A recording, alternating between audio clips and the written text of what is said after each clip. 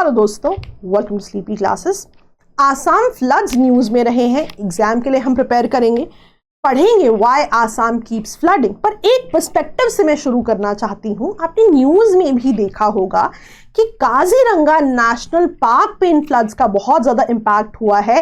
It is claimed the life of a lot of animals, rhinos, right. पर एक अगर हम 2020 का आर्टिकल देखें इंडियन एक्सप्रेस एक्सप्लेन्ड का, तो वहां पे एक्सपर्ट्स का पर्सपेक्टिव आया हुआ है कि काजीरंगा नेशनल पार्क में एनुअल फ्लड्स असेंशियल है। तो दिक्कत कहाँ है, क्या इशू है, क्यों असेंशियल है, चलिए समझते हैं, राइट। ब्रॉडर प्रिपेयर करेंगे हमेशा की तरह। मैं ना आपको दिखाती हूं पहले। देखिए काजीरंगा नेशनल पार्क, और आप देखिए कि ये जो पूरा जोन है ब्रह्मपुत्र और उसकी ट्रिब्यूटरी से जुड़ा हुआ है, रिवर्स से जुड़ा हुआ है। रादर अगर मैं आपको बताऊं, काजीरंगा जो है बना ही हुआ है ब्रह्मपुत्र और जो उनके साथ सेडिमेंट्स आए हैं उन सेडिमेंट से ही बना हुआ है। तो बहुत ही ज्यादा इस रिवर सिस्टम का इंपैक्ट यहां पर है। ये मैं क्यों दिखा रही हूं, क्योंकि एक्सपर्ट्स में एक कंसेंसस है कि फ्लड्स नेसेसरी है इस इकोसिस्टम में। क्यों? क्योंकि अभी आपको मैंने दिखाया कि ये पूरा इकोसिस्टम बना हुआ है by deposits from Brahmaputra and its tributaries, right. It is centred around this river. तो ये बेसिकली एक रिवराइन इकोसिस्टम है। अब रिवराइन इकोसिस्टम है तो पानी तो नेसेसरी है, फ्लड्स तो नेसेसरी है। अब हाँ, ये होता था कि पहले जो है फ्लड्स इतने ज्यादा नहीं आते थे जितने आज आते हैं। पहले क्या था, बहुत सालों में एक बार फ्लड आता था, राइट। इतना ज्यादा फ्रीक्वेंसी नहीं थी। तो हाँ, सिनारियो में फर्क है, पर जेनेरिक पॉइंटर्स जो हैं वो सेम है। प्लस ये भी कहा जाता है एक्सपर्ट्स के द्वारा कि फ्लड्स हेल्प रिप्लेनिश जो यहाँ की वाटर बॉडीज है, ताकि यहाँ का लैंडस्केप मेंटेन हो सके। यही नहीं, जो फ्लड वाटर है वो ब्रीडिंग ग्राउंड है फॉर फिशेस भी। इन अ वे जो है ये फ्लड्स जो है रिप्लेनिश करते हैं फिशेस का यहाँ पे stock. Plus they help to get rid of unwanted plants. यहाँ पे कई प्लांट्स लाइक वाटर हाइसिंथ जो है ह्यूज मासेस में इकट्ठे हो जाते हैं, और जैसे ही फ्लड्स आते हैं तो इनको भी बहा के ले जाते हैं। The water helps to get rid of these unwanted plants.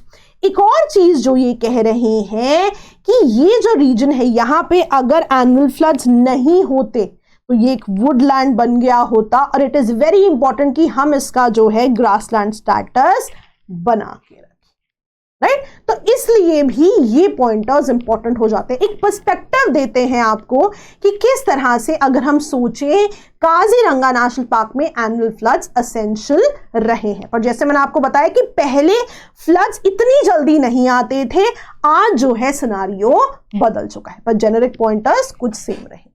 चलिए, करंट अफेयर्स कोर्स के बारे में आप जानते हैं, बहुत ही डिटेल्ड कोर्स है, आप हमारे नंबर से इसके बारे में बातें कर सकते हैं।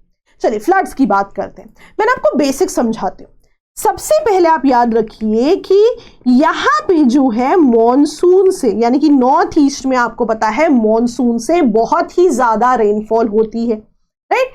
अब इसको कपल कीजिए आप ब्रह्मपुत्र रिवर से, राइट। अब ब्रह्मपुत्र रिवर जो है बहुत सारा पानी और बहुत सारा सेडिमेंट्स लेके सिंटैक्सियल बेंड से इंडिया में एंटर करती हैं। अब आप सिनारियो इमेजिन कीजिए, राइट। हाँ, तीसरी चीज और कि यहाँ पे पहाड़ भी हैं, तो यहाँ पे स्पेसिफिक स्लोप या फिर टोपोग्राफी भी है। पहाड़ है ना, तो ढलान भी रहेगी, तो शब्द जो यूज होगा एग्जाम में वो क्या होगा, टोपोग्राफी। अब आप इमेजिन कीजिए हिमालयाज हैं, ढलान है, राइट। ऑलरेडी एक बहुत बड़ी रिवर अपने साथ पानी भी लेके आ रही है और सेडिमेंट्स भी लेके आ रही है, और मान लो इस पे और ज्यादा रेनफॉल हो जाए तो कितना ज्यादा फ्लड लाइक कंडीशंस बन जाएंगी, राइट। और एक और चीज सोचिए, जो रिवर आ रही है, राइट, आसाम जो है उसके डाउन स्ट्रीम में है, तो डाउन स्ट्रीम में होने का मतलब है कि सारा पानी यहीं आके जो है इंपैक्ट करेगा। अब यहां पे एक सोचने वाली बात है कि जब हमें पता है ऐसे फ्लड्स आ रहे हैं तो हम मेजर्स क्यों नहीं ले रहे। अब मेजर्स ना लिए जाते हैं, फॉर एग्जांपल एम्बैंकमेंट्स जो है बनाए जाते हैं, है ना, एम्बैंकमेंट्स बनाए जाते हैं सो दैट पानी आगे ना जाए। लेकिन होता क्या है, ब्रह्मपुत्र रिवर इतनी ह्यूज है, इतने ज्यादा सेडिमेंट्स हैं कि अपना कोर्स बदलती रहती है।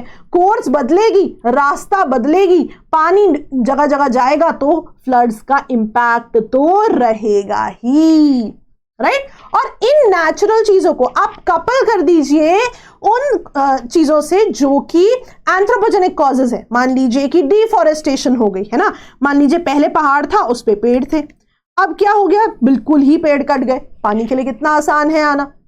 या मान लीजिए ये जोन है ना हिमालयस, तो हमें पता है कितना ज्यादा साइस्मिकली एक्टिव है, राइट। इन चीजों का भी तो इंपैक्ट रहेगा, राइट। ये बेसिक है जो आपको पता होना चाहिए। मैं आपको पॉइंट बाय पॉइंट पढ़ाती हूं, पूरा आपका जो टॉपिक है क्लियर हो जाएगा।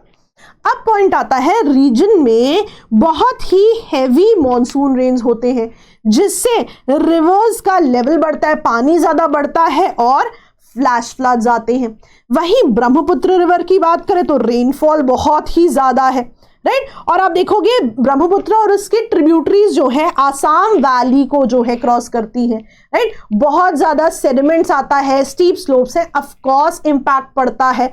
और जैसे मैंने आपको बताया फ्रीक्वेंटली ये जो है अपना रास्ता कोर्स बदलती है, जो बहुत ही चैलेंजिंग हो जाता है इवन इफ आप एम्बैंकमेंट्स बनाए या ना बनाए, राइट। और मैंने आपको बताया कि आसाम डाउन स्ट्रीम एग्जिस्ट करता है to river Brahmaputra river and its tributaries, right. और एक और चीज देखिए, साइज्मिकली एक्टिव एरिया है ये, है ना। मान लीजिए अर्थक्वेक्स आ रहे हैं, लैंडस्लाइड हो रही है, डेब्री आ रहा है बहुत ज्यादा, तो ये ना रिवर्स में इकट्ठा होता जाएगा। अब क्या होगा, जब ये डेब्री रिवर्स में इकट्ठा होगा तो रिवर में ना रिवर बेड ऊपर आता जाएगा, है ना। सेडिमेंट्स इकट्ठे भरते जाएंगे सेडिमेंट्स, तो रिवर की पानी स्टोर करने की कैपेसिटी कम होती जाएगी। पहले कुछ थी, अब सेडिमेंट्स आए, इकट्ठे हो गए, अब कम पानी स्टोर होगा ना। फिर सेडिमेंट्स आए, फिर इकट्ठे हो गए, अब और कम पानी स्टोर होगा। तो इससे क्या होता है, जो रिवर्स की टेंडेंसी टू स्टोर वाटर थी वो भी कम हो गई है, राइट। इसीलिए इससे वर्सन हो जाती है फ्लड सिचुएशंस। एंड बहुत ही important, global warming and climate change. अब यहां पे बहुत ही सारा जो है हिमालयस की जब हम बात करें ग्लेशियर्स है, वो ग्लेशियर मेल्ट होंगे और ज्यादा पानी नीचे आएगा। तिब्बतियन प्लेटू में ग्लेशियर्स मेल्ट होंगे और पानी नीचे आएगा, और ज्यादा पानी आएगा ब्रह्मपुत्र रिवर में, और डाउन स्ट्रीम जो आसाम है वहां पे और फ्रीक्वेंट फ्लडिंग होगी, राइट। रिसेंटली देखिए आर्टिकल भी आया था न्यूज़पेपर में कि गुवाहाटी जो है बोल शेप्ड लोलैंड है, तो वाटर लॉगिंग होने की पॉसिबिलिटी ज्यादा रहेगी। और न्यूज़पेपर में यह भी लिखा हुआ था कि यहां का ड्रेनेज सिस्टम भी बहुत बढ़िया तो नहीं है, और आसपास की जो जगह है, मान लीजिए मेघालय है, वहां से भी जो पानी आता है वो भी यहां इकट्ठा बोल शेप लोलैंड में होता रहता है। इसलिए बहुत जरूरी है कि फ्लड्स को ज्योग्राफी पे ब्लेम ना किया जाए कि ये तो है ही ऐसा, गवर्नेंस सॉल्यूशंस यहां पर दिए जाएं। यहां देखिए आप कि यहां पे हमें पता है कि एम्बैंकमेंट सेंटर्ड अप्रोच बहुत बढ़िया तो नहीं है, लेकिन अभी जो अथॉरिटीज हैं उन्होंने कोर्स करेक्शन नहीं किया है, इंडियन एक्सप्रेस में लिखा हुआ है, राइट। अब यहां पे जो फ्लड कंट्रोल स्ट्रक्चर्स हैं आप देखोगे वो अभी भी पुराने हैं, और तब के जब शायद जो हाइड्रोलॉजी है इस जोन की दैट वाज पुअरली अंडरस्टूड। बहुत सारे सॉल्यूशंस जो हैं, मान लीजिए जो इंडिजिनस लोगों के सॉल्यूशंस थे कि और रेजिलिएंट एम्बैंकमेंट्स बनाए जाएं, उनको भी कहा जाता है कि एडिक्वेटली इंप्लीमेंट नहीं किया गया है। सिमिलरली 2021 में पार्लियामेंट्री पैनल की यहाँ पर had asked the center to set up modern weather stations here और साइरन्स भी, so that लोगों को अलर्ट किया जा सके डाउन स्ट्रीम में फ्लडिंग के बारे में। लेकिन अभी भी state of art warning systems यहाँ पर लैक कर रहे हैं, बहुत ज्यादा नहीं।